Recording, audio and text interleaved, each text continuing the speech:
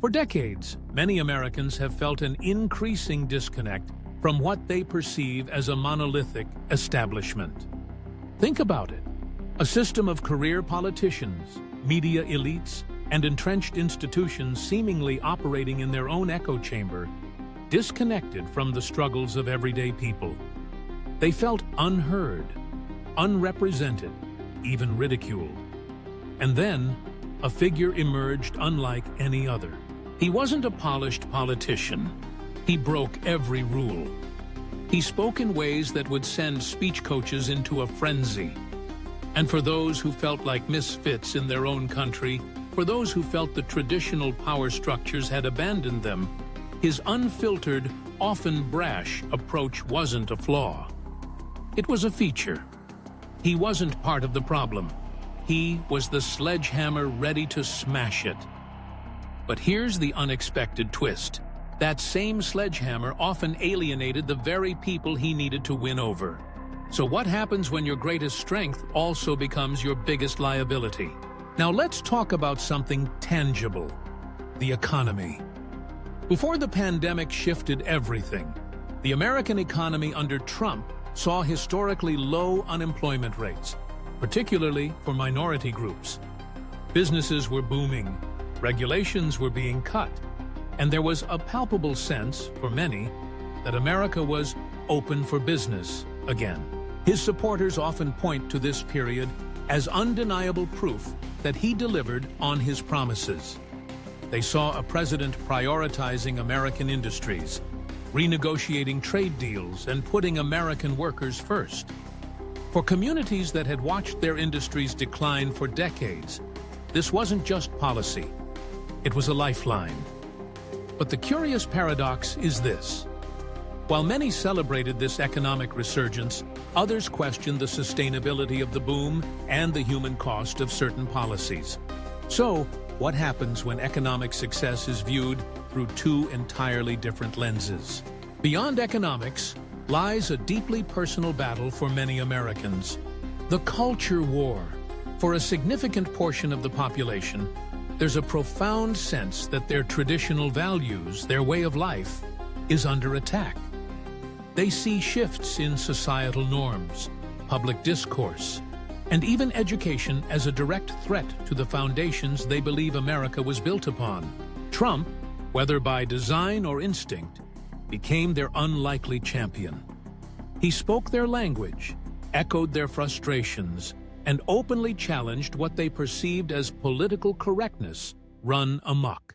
He promised to appoint conservative judges, protect religious freedoms, and push back against what many felt was an aggressive secularization of society.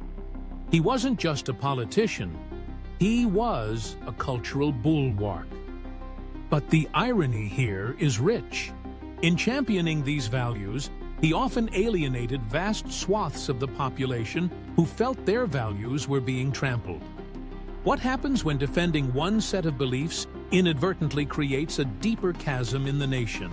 In a world that often feels chaotic and uncertain, many Americans yearn for strong leadership, for a figure who projects power, decisiveness, and an unwavering commitment to national interests.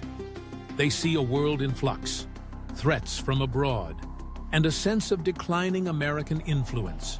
Donald Trump, with his rallies resembling rock concerts and his rhetoric often more akin to a CEO's directive than a politician's speech, fulfilled this need for many.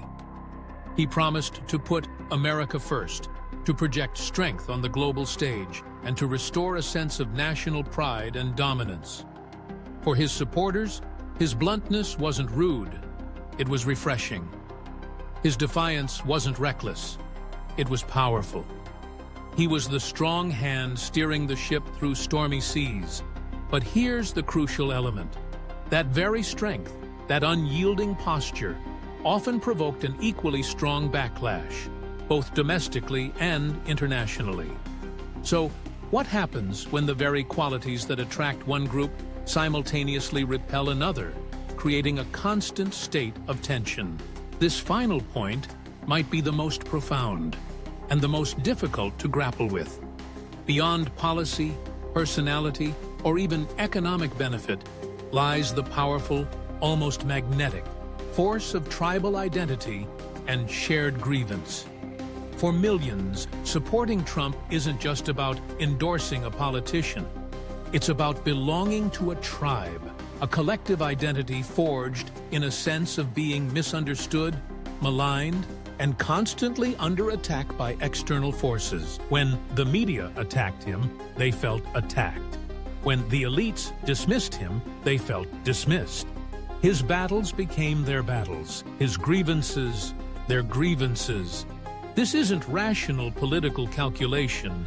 It's an emotional, deeply ingrained solidarity. It's the unifying cry of us against them, where them can be a nebulous collection of perceived enemies.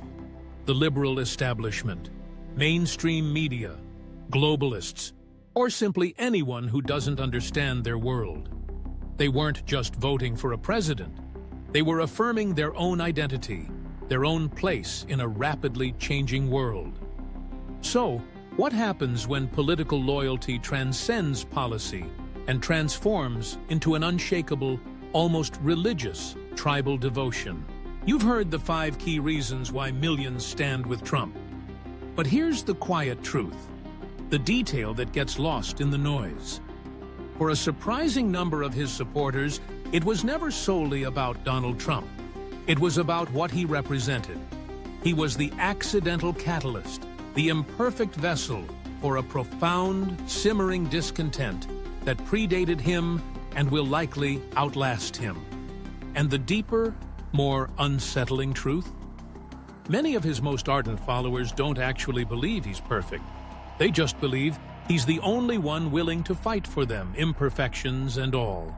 The love, the loyalty, the unwavering support isn't always blind faith in a man. It's a desperate plea for a different future, a fierce defense of a fading past, and a powerful, undeniable testament to the complex, fractured soul of modern America. Thank you for joining us on U.S. and World Politics Decoded. Your engagement helps us continue to bring you these vital insights. Please remember to like this video, share it with your network, and subscribe to our channel for more deep dives into the events shaping our world. We value your support in decoding the complexities of U.S. and world politics. Until next time, stay informed.